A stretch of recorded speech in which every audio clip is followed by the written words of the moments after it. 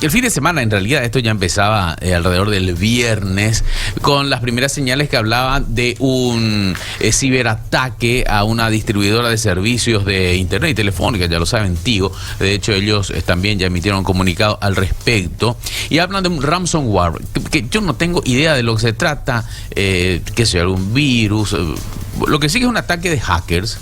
Hay hackers detrás de todo esto y compromete en principio todo lo que está depositado en uno de los servicios que ofrece la proveedora. Y para hablar al respecto, estamos en comunicación con el viceministro del MITIC.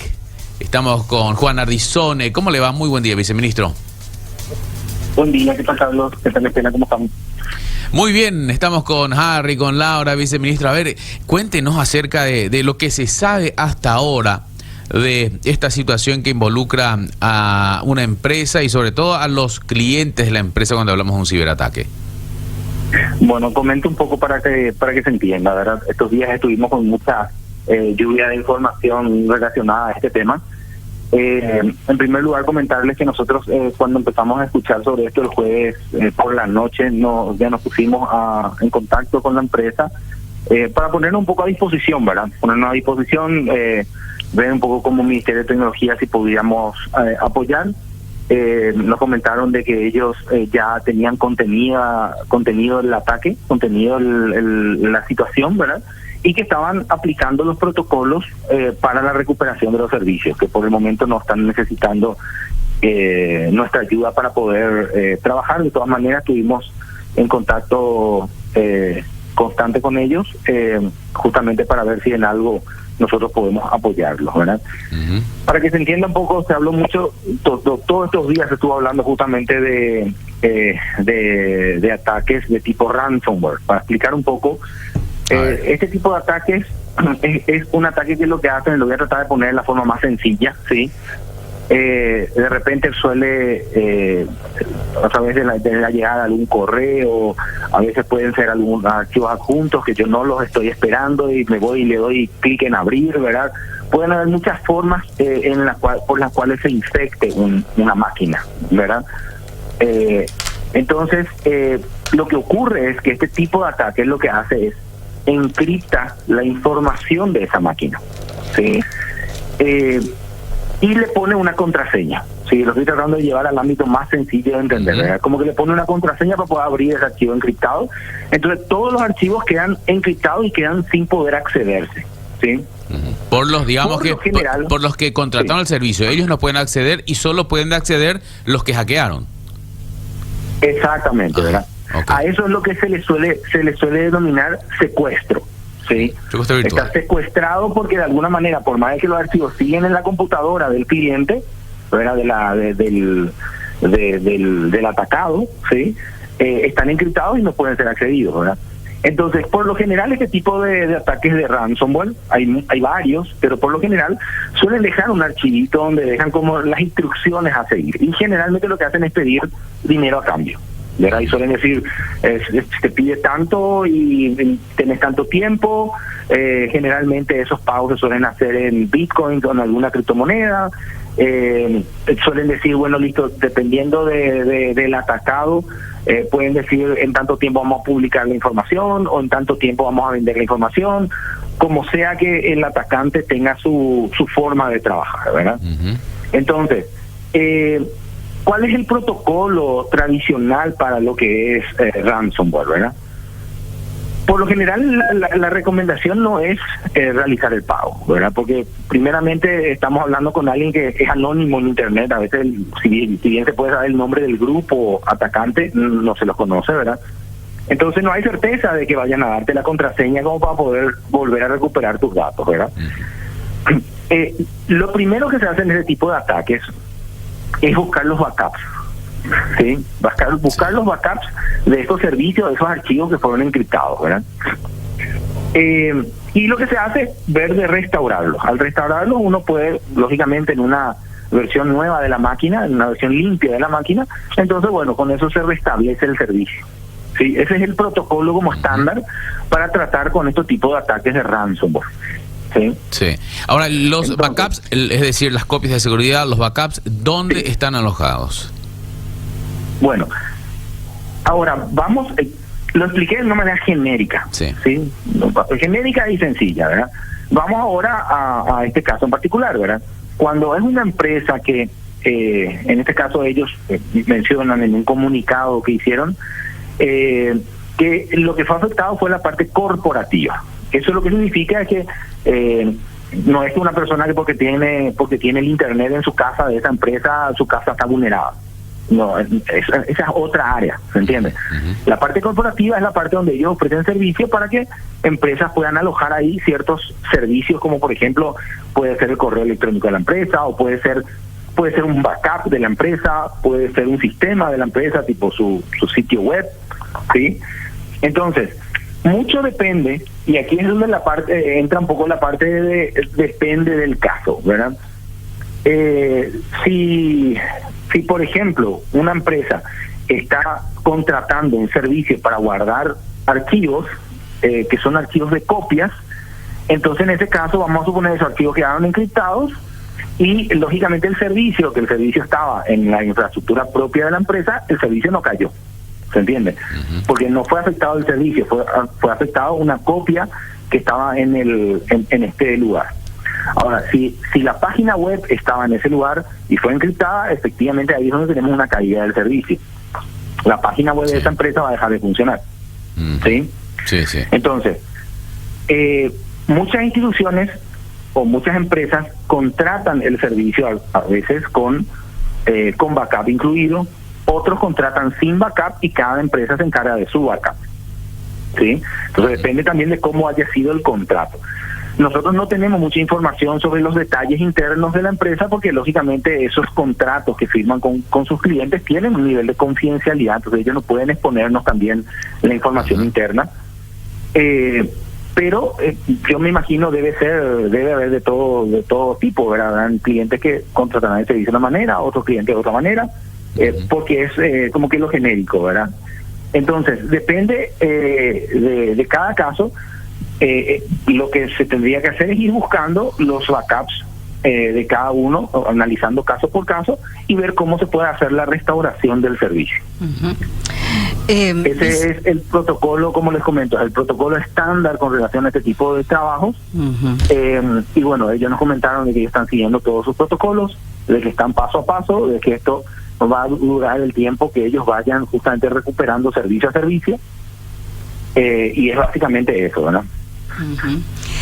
Viceministro, ¿cómo afecta puntualmente? Se habla, por ejemplo, claro, son clientes corporativos, no nos afecta a los clientes, diríamos, individuales, comunes, sino que a las grandes empresas, se habla de unas 300 más o menos las afectadas.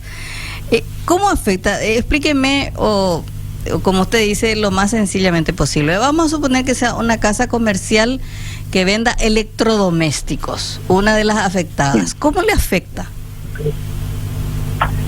Y depende del caso, ¿verdad? Vamos a suponer casos como para poder dar alguna explicación. Sí. Vamos a suponer que la empresa sea una empresa que vende en línea y tiene su sitio de venta online en ese lugar. Sí. ¿Sí?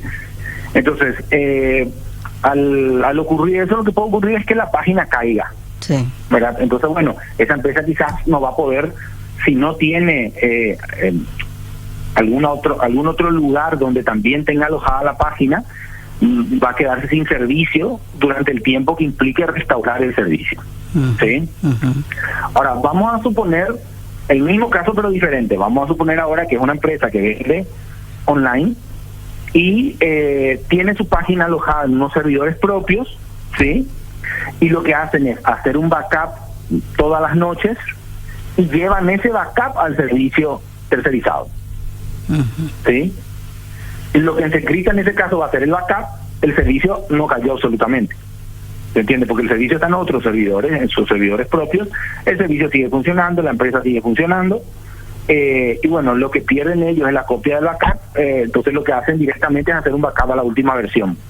Mientras se ve solucionado el histórico de backups que quizás está en la máquina que tuvo el problema. ¿Sí? Entonces depende mucho de cuál sea la la forma en la que estén contratando el servicio y qué es lo que estén guardando en ese servicio que está vulnerado. Uh-huh. Ahora, ¿qué significa en términos de seguridad, diríamos, para el país? Porque ayer a mí me sorprendía un comunicado de las Fuerzas Armadas. Un comunicado del Comando de las Fuerzas Armadas, la Dirección de Tecnologías de Información y Comunicación y el Departamento de Ciberseguridad. Y decía, tema, atención, ransomware Black Hand, severidad crítica, alerta roja. Dice y hace la descripción, dice, emite una alerta oficial en relación con el reciente incidente de ciberseguridad que ha impactado significativamente a uno de los principales proveedores de servicios de Internet en el país y que ha repercutido claramente en más de 300 empresas asociadas a dicha operadora, comprometiendo backup, páginas web, correos electrónicos y su almacenamiento en la nube. Y hace toda una descripción. ¿Esto nunca ha sucedido en el país, así, un ataque de estas características? Comento, bueno, buenísima la pregunta que hacen para explicar. Voy a tratar de dividirla un poco para explicar por parte. Uh-huh. En primer lugar, empiezo con esto, ¿verdad? Muchas veces creemos que esto es algo que nunca nos va a pasar a nosotros, ¿verdad? Eso es como que algo tradicional. Ya me tocó dar capacitaciones, concienciaciones con relación a este tipo de cosas y veo eso un poco en la gente, ¿verdad? Veo que de repente la gente dice, no, esto es algo que parece ser que es muy lejano, futuro, es lejano, algo lejano, sí. Es cosas que pasan en las películas, ¿verdad? Para explicarle a la ciudadanía, esto es una realidad. O sea, el tema de los ciberataques es algo que todo el día ocurre, no solo en este país, en todos los países. Esto es algo que ocurre en todos los lugares. Y tenemos que partir de la base de que no hay una forma única de decir, este sistema ya hice todo lo que tenía que hacer y nunca va a poder ser vulnerado. O sea, esa es la base de la seguridad, es esa. Nunca se llega a un punto en el que uno puede estar tranquilo con la ciberseguridad. ¿Sí? ¿Por qué? Porque a medida que la tecnología avanza, también avanzan los ataques. ¿Sí? Entonces eso ya es, a medida que la tecnología misma avanza de acuerdo a la creatividad del ser humano, también los ciberatacantes son muy creativos, ¿verdad? Entonces, esto es algo que implica siempre estar detrás de la ciberseguridad. Por eso que insistimos nosotros mucho en que la parte de ciberseguridad de las instituciones públicas y privadas es importante. Muchas veces es un área que no se tiene muy en cuenta, que no tiene mucho presupuesto, que es como que parecería como que tiene que haber nomás un encargado, ¿verdad? Pero en realidad hay mucho trabajo que hacer. ¿Por qué? Porque hay que estar monitoreando en todo momento. Uh-huh. Esto es algo que pasa hace rato en el país. Muchas veces ocurrió y tengo conocidos a quienes les ocurrió, solamente que no se viralizan porque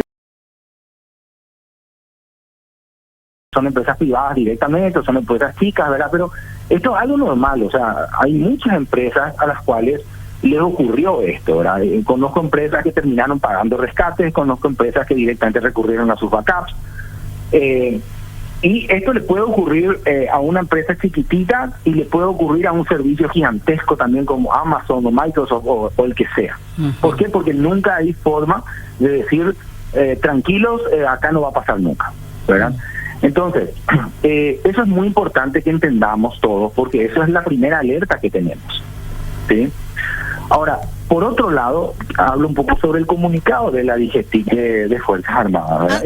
Antes de ir a ese punto, sí.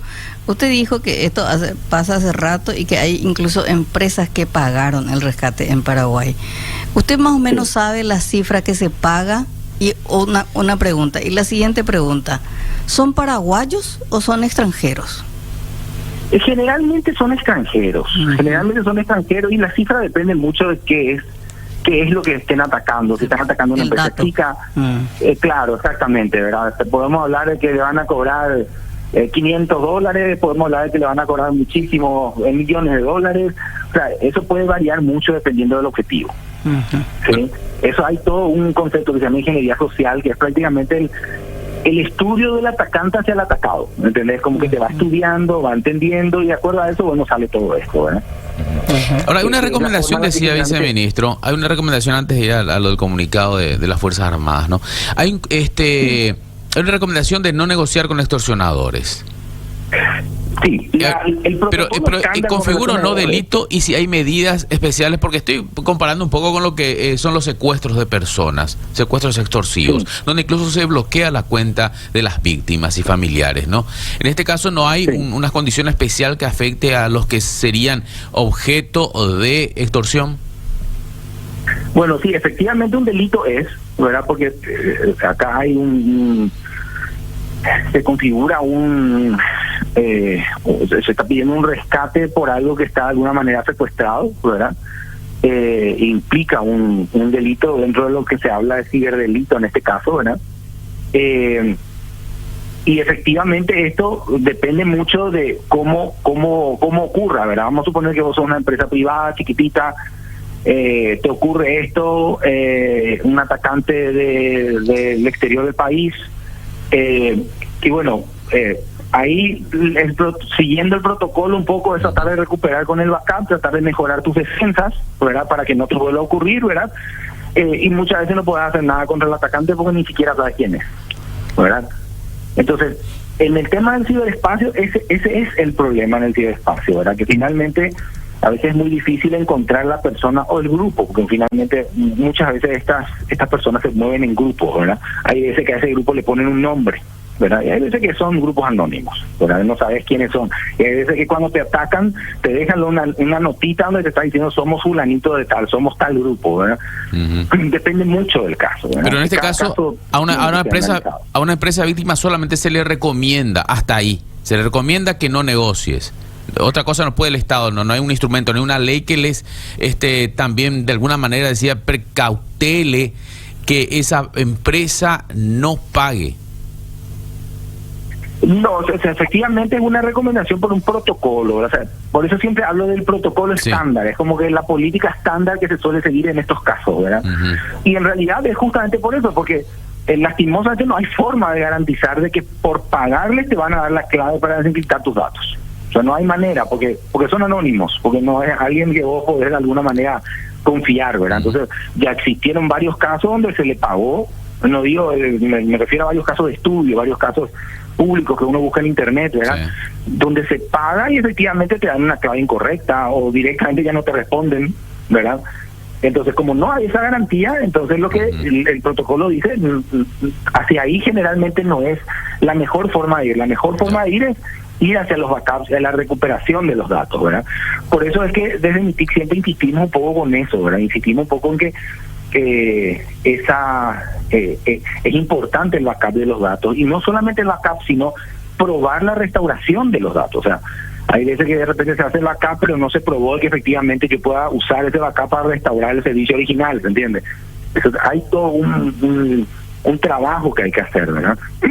Y eso es un poco todo lo que estamos intentando también con el Ministerio de Tecnología, y esto lleva su tiempo de que la gente sea consciente, de que las instituciones vayan mejorando sus áreas de seguridad, y tiene su tiempo de trabajo, ¿verdad? Pero efectivamente, mientras más podamos nosotros invertir nuestro tiempo en tener esos backups, en poder probar esas recuperaciones, más rápido nos recuperamos de un problema como esto, ¿verdad? Bien, hablamos del comunicado de las Fuerzas Armadas. Perfecto. A ver, ¿qué?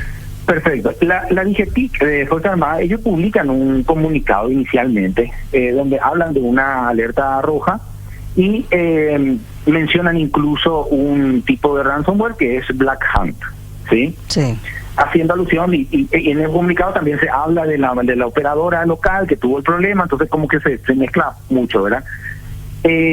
Luego ellos hacen una actualización del comunicado, ¿sí? Justamente para aclarar un poco más, donde en la siguiente versión ya no hablan de una alerta roja, ya dejan criticidad, ya dice alta, porque efectivamente es una criticidad alta, ¿verdad?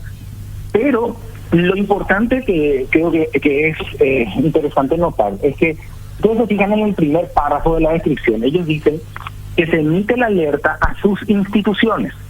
Sí. O sea, ellos le están hablando a las Fuerzas Armadas, ¿entiendes? A sus instituciones.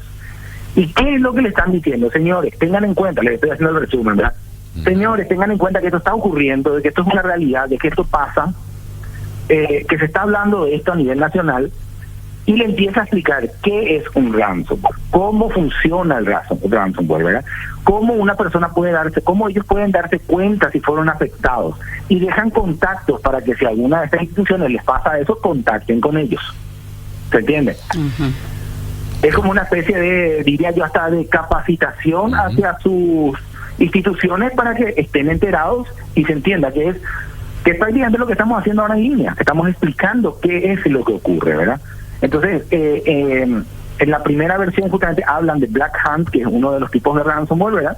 Pero que no necesariamente es el ransomware que le haya ocurrido a esta empresa. O sea, nosotros no puedo decir cuál es el ransomware específico que hayan tenido ellos, ¿verdad?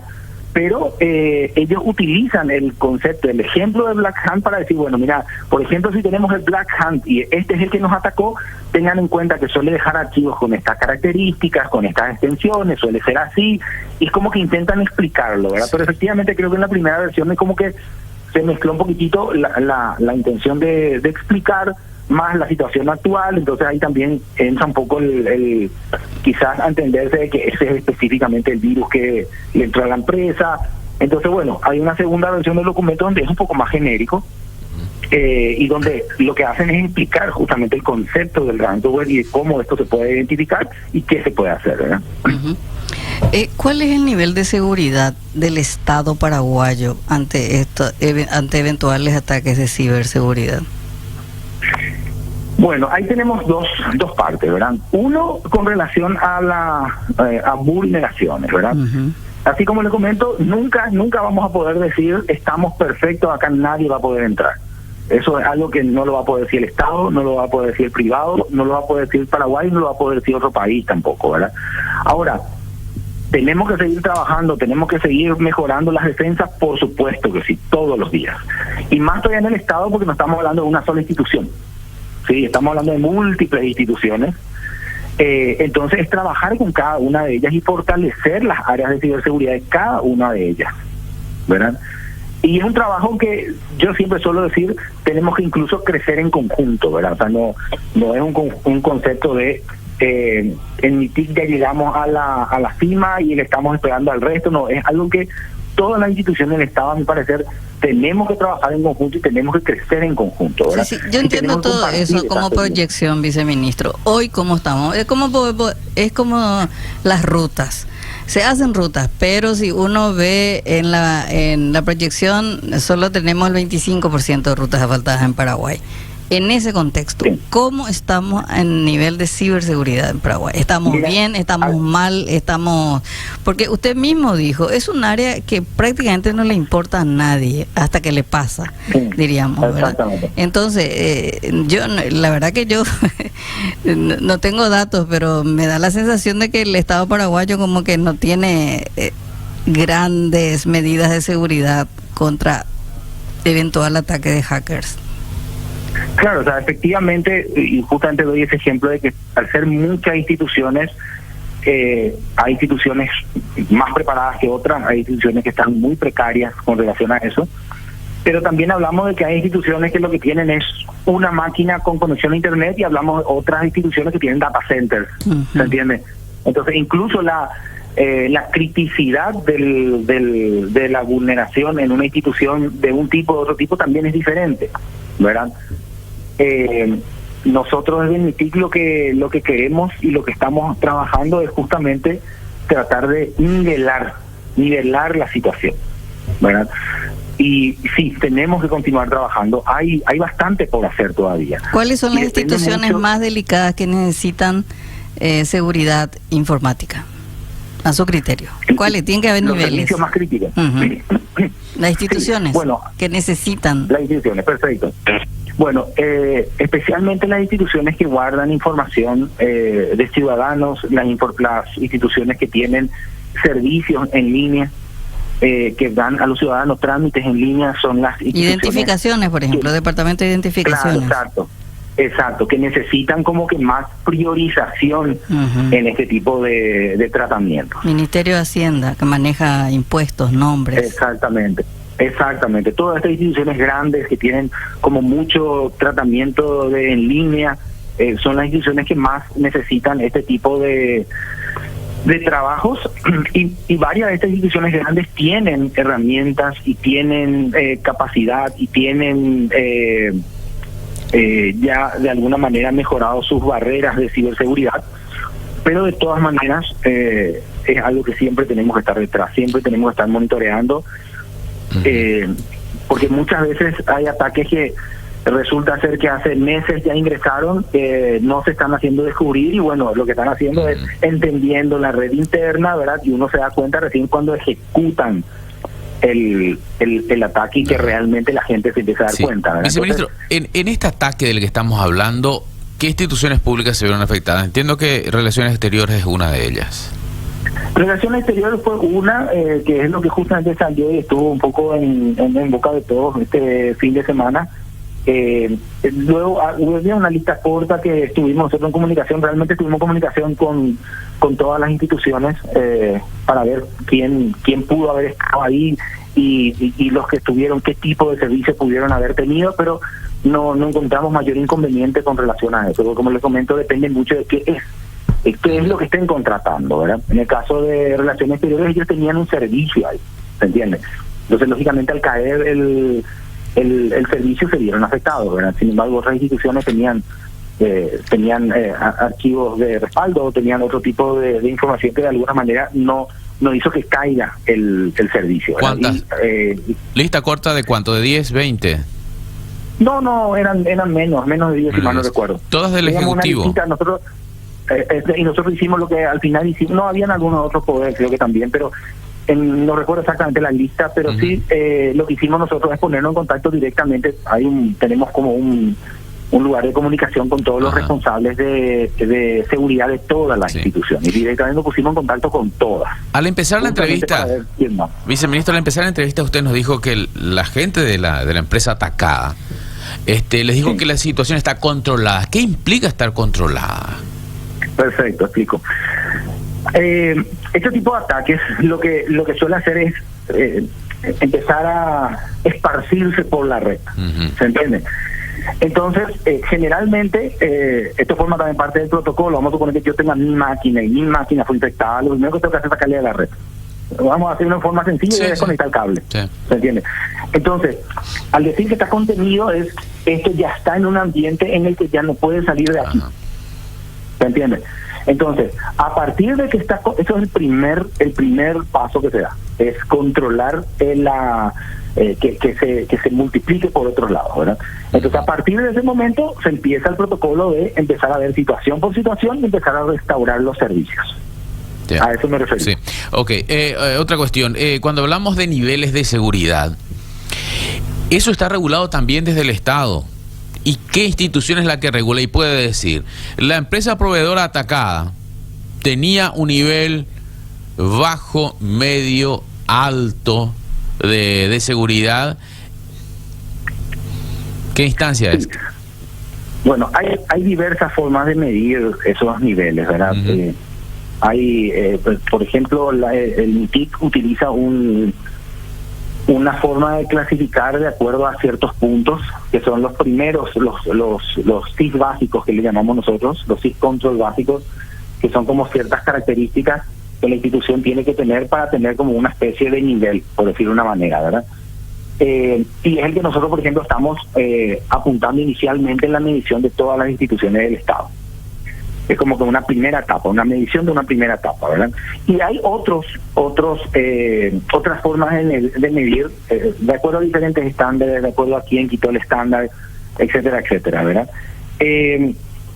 Entonces, a nivel Estado, por lo menos, que es donde el MITIC entra un poco más fuertemente, lo que apuntamos es a eso, a tratar de medir esa situación. Eso tiene como ciertos controles que lo que hacemos, trabajar con las instituciones y le vamos diciendo, esto tenés, y a partir de ahí la institución ya tiene un diagnóstico, y a partir de ese diagnóstico la institución puede ir a trabajar en eso que le está faltando, o a cerrar esas puertas y empezar a trabajar de acuerdo a eso. Ahora, cada institución, cada vez que crea un nuevo sistema, por ejemplo, esos nuevos sistemas, y eso está por una resolución del MITIC, que dice, esos sistemas deben pasar por un análisis de seguridad previos a que se publiquen y que sean, por ejemplo, accedidos por la ciudadanía, ¿verdad? Ajá. Y menciona que eso tiene que anualmente tratar de hacerse esos controles de seguridad que generalmente son denominados hackinéticos, ¿verdad? Donde literalmente se contrata un servicio para que sea hackeado, para tratar de encontrar esas vulneraciones y tratar de ir cerrándolas, ¿verdad?